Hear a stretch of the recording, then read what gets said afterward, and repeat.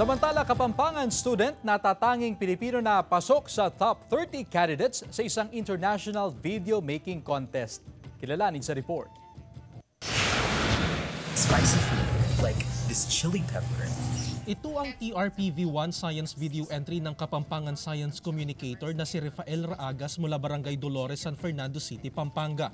Ang kanyang video entry ay pasok sa top 30 entries ng Breakthrough Junior Challenge, isang international science video making contest sa Amerika. Very proud at very motivated si Rafael dahil siya lang naman ang kaisa-isang Pilipino na nag-qualify sa top 30 candidates ng patimpalak na layong ipaintindi sa publiko ang mga complex science topics. Spicy food burns your tongue, makes you sweat, and causes you to feel warm. Ang kanyang video, ipinakita ni Rafael kung bakit nakakaramdam ng init ang isang tao kapag nagkukonsumo ng mga maaanghang na pagkain. People shouldn't be scared of science because science is the reason why we are able to function, why we are able to live.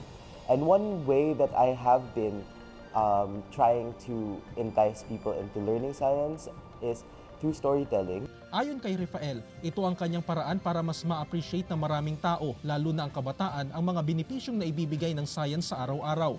Para mag-advance sa finals, kailangan ni Rafael na mapabilang sa top 5 na kandidato na may pinakamaraming likes na video entry sa social media. Jarek Pasiliao, 1 North Central, Luzon.